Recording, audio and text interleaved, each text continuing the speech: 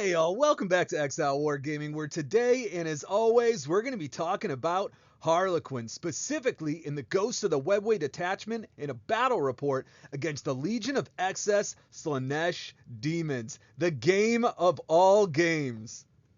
Now, as we're going up against She Who Thirsts, we want to make sure we're bringing our most competitive list possible, at least up to this point. I think we're still trying to find our way through this codex, but I think I'm getting close. We have two Troop Masters, one with Chegarex Coil, a Death Jester with Murder's Jest, a Solitaire, and then 6 units of 5 troops. Now, 4 of these units will be inside Starweavers. The other 2 units will be attached to our Troop Masters inside of 2 Falcons. We have 2 units of Skyweavers and 2 units of Fire Dragons inside of a Wave Serpent as well. Now we're coming in at 19 total units at 1,995 points. This list does a deceptive amount of damage. There is a ton of +1 to wound, devastating wounds, fusion pistols, and movement shenanigans afterwards. This list can put out a lot of damage, especially if your opponent is discounting us because they think we don't punch that hard. Now our opponent is bringing Slaanesh Deamons and the Legion of Excess. They have 2 Keepers of Secrets, one with False Majesty, one with Soul Glutton, Selesky, the Mask of Slaanesh, a Lonob of Solitaire sorts, a Contorted Epitome, and then 3 units of Demonettes. Now, one of these units will have the Contorted Epitome attached, and it allows them to siphon off wounds from one of the big Fiends units, so they're not taking as many casualties early on. They have 1 unit of 10 Plague Bearers to hold their home field objective, 2 units of 6 Fiends, 1 unit of 3 Fiends, and 2 units of 5 Seekers. They're coming in at 13 total units at 2,000 points on the nose. We're going to be playing Mission O, which is Terraform, Stalwarts, and Crucible of Battle on GW Terrain Layout 2.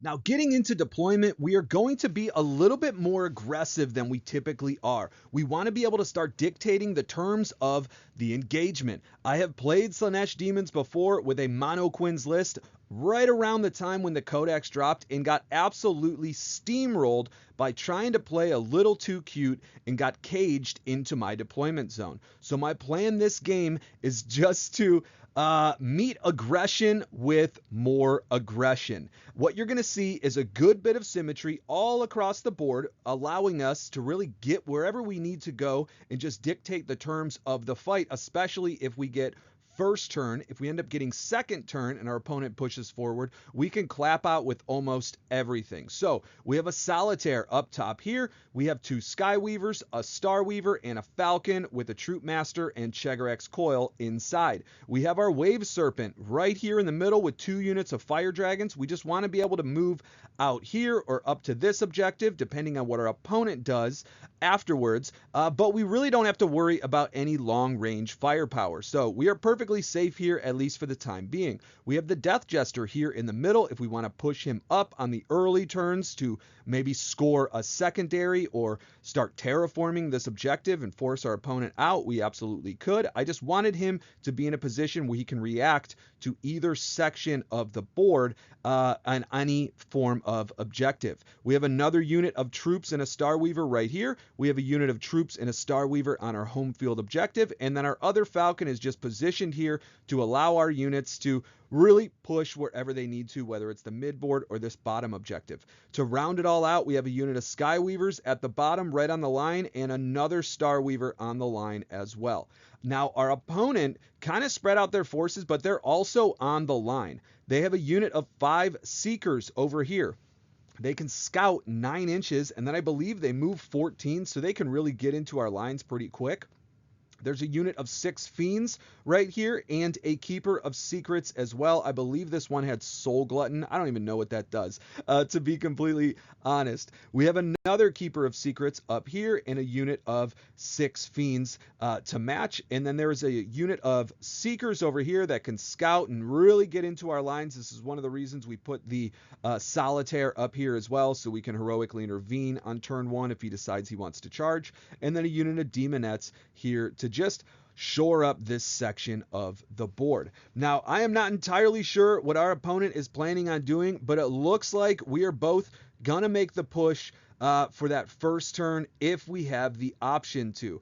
I do not want to play passive in this game. I would like to be as aggressive as possible if it makes sense. So we are looking to really just engage our opponent at any point in time. Hopefully we get to go first. If we get to go second, it may be a little rough for us with this being Terraform.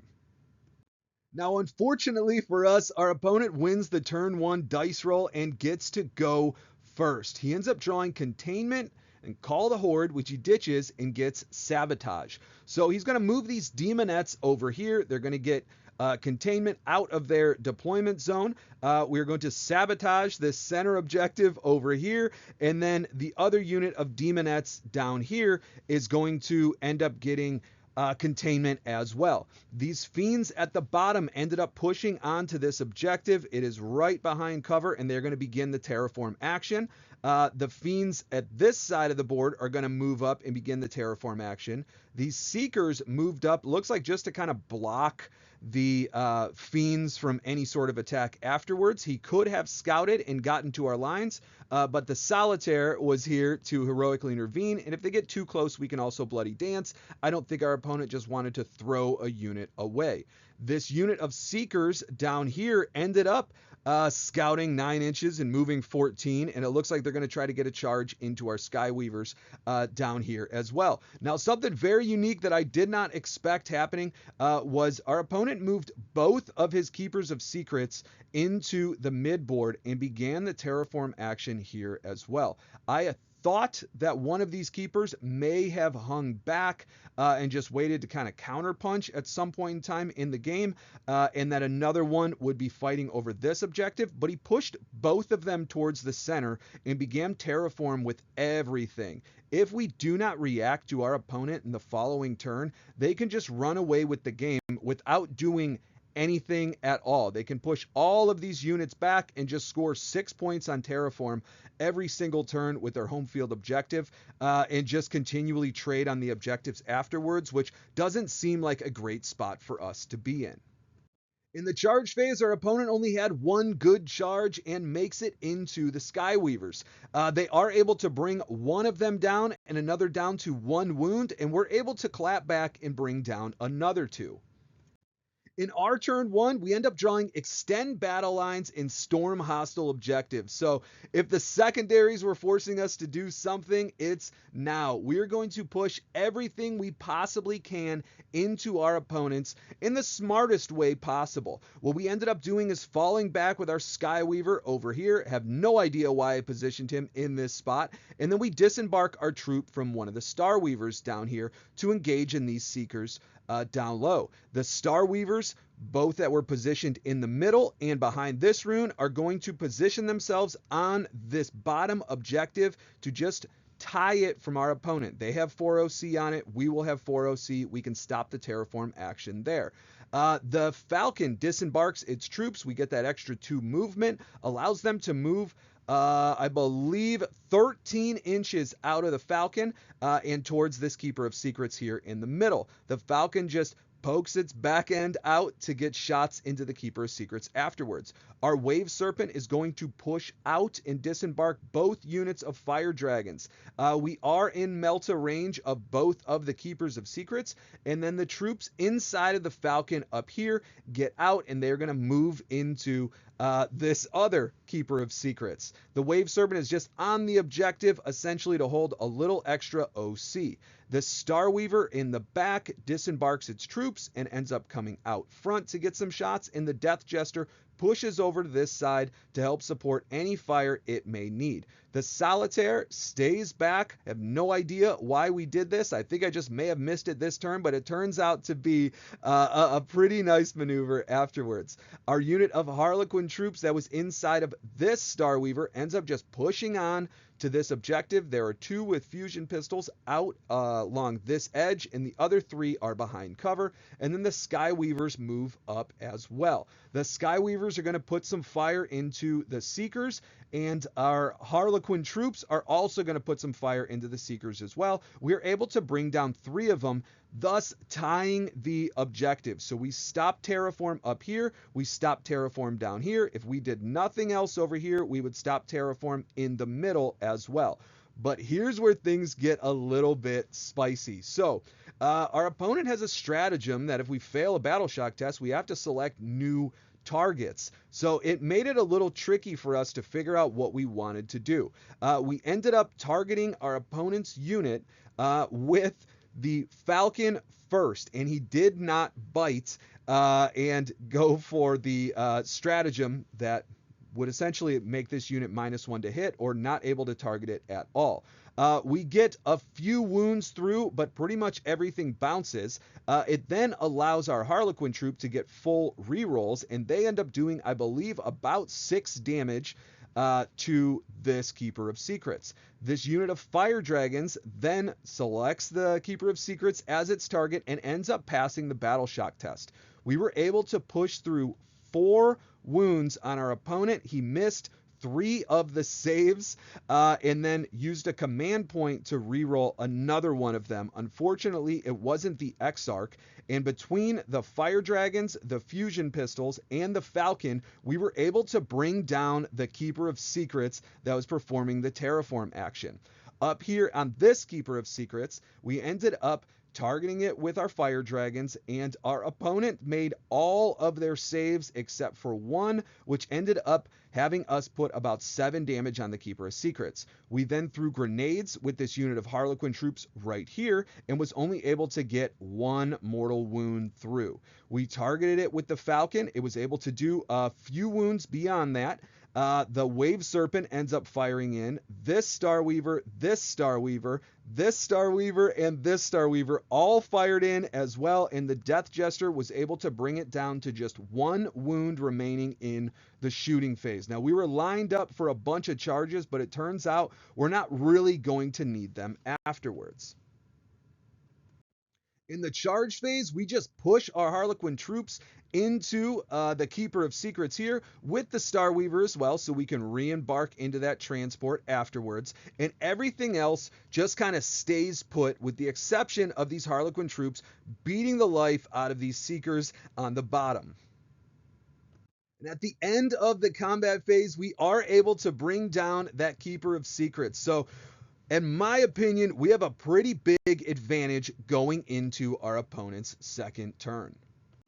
Now, while our opponent may have lost both the Keepers of Secrets, they end up with a ton of damage still left on the board. They draw overwhelming force and no prisoners and start positioning their units to pretty much guarantee charges into whatever they want to. The Seekers up here are going to end up positioning to charge our Harlequin troop. These Demonettes are going to get into position to charge either the troop or the Sky Weavers.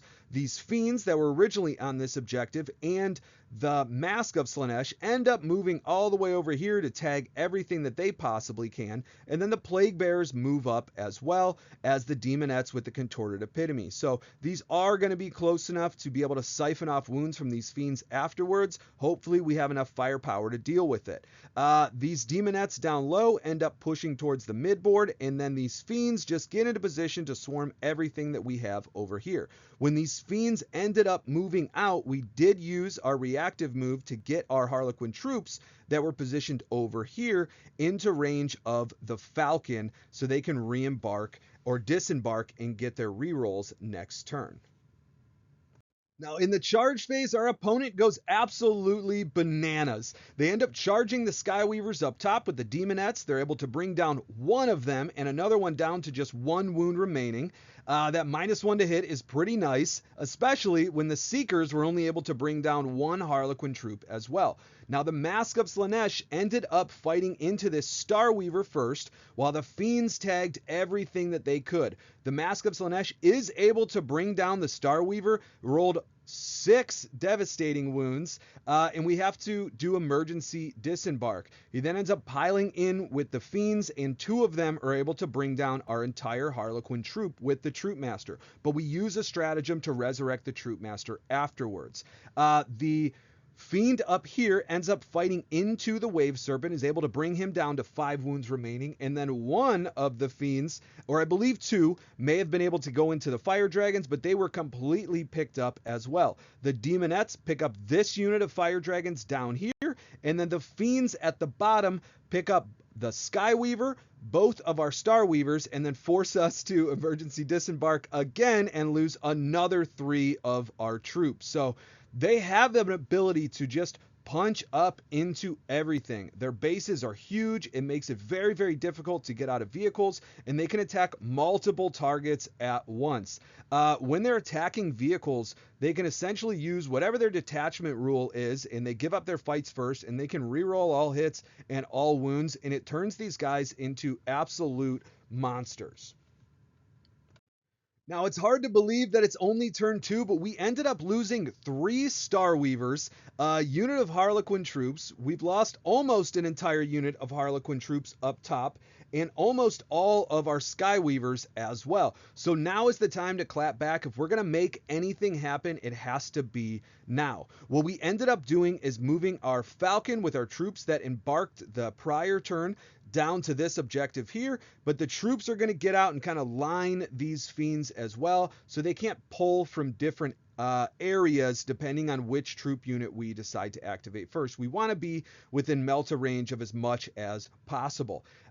These troops over here and these troops are able to bring down 4 of the Fiends. Now, we wanted to fire into this unit with our Falcon, at least with some of its shots, but he used a stratagem that said we weren't allowed to target them again, and then we were forced to put our other shots into these Fiends up here. Now, he ended up using another stratagem to start siphoning off wounds into these Demonettes back here, and we are able to bring down all of them and the Contorted Epitome, but with all of our firepower that we have, the Star Weaver, the Falcon, Wave Serpent, another Falcon, a Death Jester, our troops with fusion pistols, another troop with fusion pistols.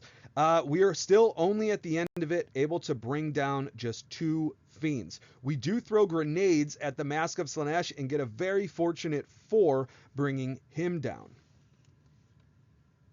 So in the charge phase, we're just trying to clean up wherever we can. At the bottom, we end up charging the Lone Fiend. We're able to bring that down. Our unit of troops with a Troop Master are able to move into the Demonettes in combination with the Wave Serpent, bring the remaining of them down. We end up charging the remaining Fiends at the center with the Solitaire and a unit of troops. Unfortunately, there's not a Troop Master there, and we're able to bring down 3 of the Fiends and put another one down to just 1 wound remaining. The Solitaire brought down 2 Fiends by himself. So that was pretty good. The Troop Master that was originally positioned over here ended up making a charge into the Seekers and is able to bring them down. And then freeing up the Harlequin troops to move into the Demonettes afterwards up here. In our opponent's turn 3, they end up drawing Assassination and Engage on all fronts. Now, unfortunately, I don't believe they're going to be able to get Assassination at this point in time, but they can get a 2 on Engage on all fronts. These Demonettes stayed in combat with the Harlequin troop up here. I believe they're able to bring them down once the fight phase hits. And then they end up moving one of the units of Fiends out, and then we use one of our agility tokens to get back inside of this Wave Serpent over here. I would have loved to bring them out and get back into the Falcon, but we didn't get a good enough roll.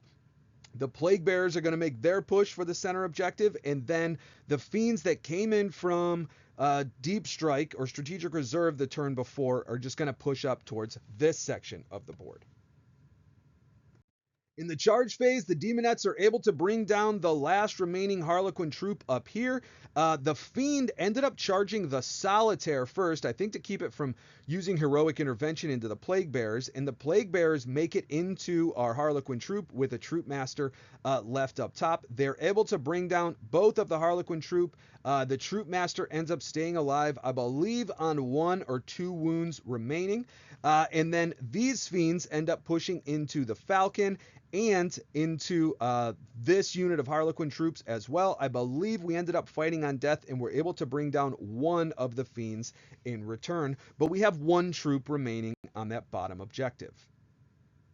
In our turn 3, we end up drawing assassination and bring it down. So we only have one target to try to assassinate, and that's Selesky. And bring it down is also that same target as well. We ended up auto passing the battle shock test up here. So we are going to control this and get an 8 on primary. Our opponent had way more OC on this center objective than we did, and way more up here as well. We've really just been contesting primary for the entirety of the game.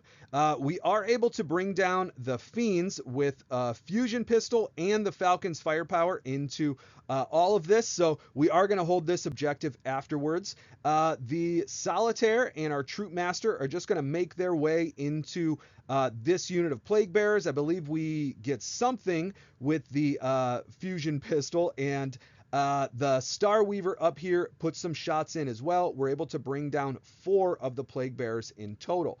This unit of Harlequin troops that got back into the Wave Serpent disembarked and is going to push for these Demonettes up here, as well as the Troop Master. But back here is where it starts to get spicy. So we had our unit of Harlequin troops on the home field objective. I believe we used a reactive move to get them back into this Star Weaver when Celeste moved up last turn.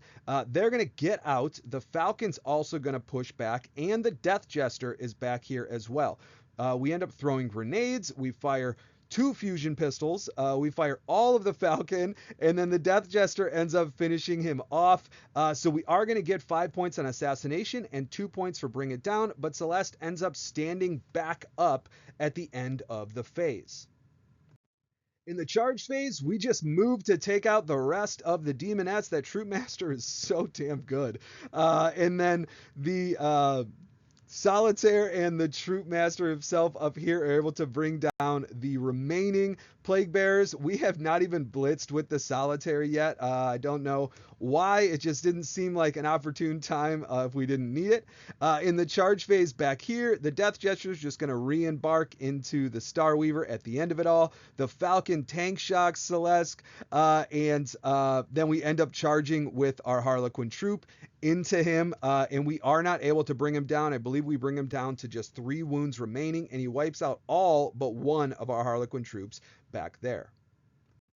So at this point in the game, it didn't matter what our opponent drew. I believe they drew Storm Hostile Objective and Area Denial. They got rid of Area Denial and drew Bring It Down. There was no way we're bringing any of these targets in, and we're able to bring Celeste down in their own turn. So we really just have to ride out the rest of the game. In our turn 4, we end up drawing Area Denial and Recover Assets. So we just push everyone that we can up to these objectives to terraform everything. We get Area Denial, and we also recover assets for 6 points. Solitaire does pretty good work over here. We have a Wave Serpent back here. We have 2 different units on this objective, 2 units on this objective. We are just going to be able to max out our primary for the remainder of the game. We scored a 15 for both turn 4 and turn 5, and ended the game with Cleanse and Engage on all fronts for another 8 points.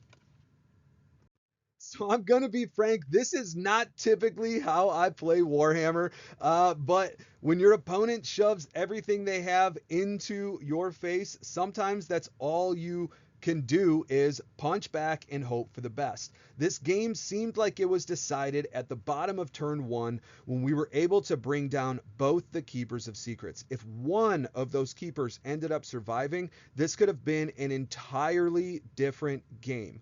I loved that we had the ability to match their aggression with our own aggression. The high unit count really made a big difference. While our opponent was able to tag a lot of different things, the Star Weavers, specifically being able to protect our troops from getting into combat at every turn, really changed a lot of the game. Our fusion pistols were absolutely incredible in this matchup. They're great into fiends. They were pretty great with rerolls into the keepers. They were great into almost everything. The Star Weavers did their job, both protecting and doing a really solid amount of damage. Something about the demons is they do not have great saves naturally. They have okay and vulnerable saves, but that -1 AP really doesn't make a difference into demons as it would into something like Marines, where they're getting cover and armor of contempt, and they're just putting themselves out of range of the Starweavers being able to do anything. The lethal hits felt phenomenal. The Fire Dragons did everything I wanted them to do. They threatened the Keepers of Secrets. 200 points for 600 points seems like a really great trade. And then the Falcons on that turn also made a very, very big difference. Being able to re-roll wounds on those fusion pistols allowed them to punch up just so much more effectively. A lot of times, maybe we get 1 through. I was getting 2 through pretty consistently. The troop felt efficient into every single target. With that +1 to wound and the Harlequin blades and the devastating wounds, everything felt like it was in range and able to be destroyed by anything we had on the board.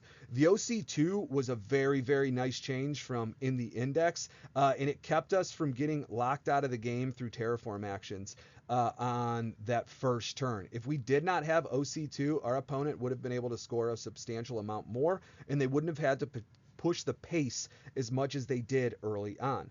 Also, -1 to hit on those Skyweavers was pretty relevant, and using -1 to hit on our troops felt really good as well. Making those Seekers hit on 4s and 5s instead of 3s and 4s was really, really relevant, especially when it left one of our troops remaining in a unit. The Slaanesh damage is absolutely outrageous. They are able to bring down whatever it is they touch, but I felt like we kind of mitigated that by just not having enough really great targets to trade into. Yeah, you can bring down a Starweaver. I don't care if you touch it. It doesn't matter if you can't touch the Harlequin troops inside of it afterwards. But overall, this matchup just kind of seems to be a coin flip, kind of just a brawl if your opponent decides to play hyper aggressive. Seems a lot like our old Blood Angels lists or Creations of Bile, or even some, Custodes players, where they're just going to shove everything they can into your face. We're going to flip a dice. We're going to hope we make some 4-up saves, and if we do, we're going to win. I don't want to say that the game is simplified as that, but this game, it definitely came down to who was going to make the saves at the end of turn 1.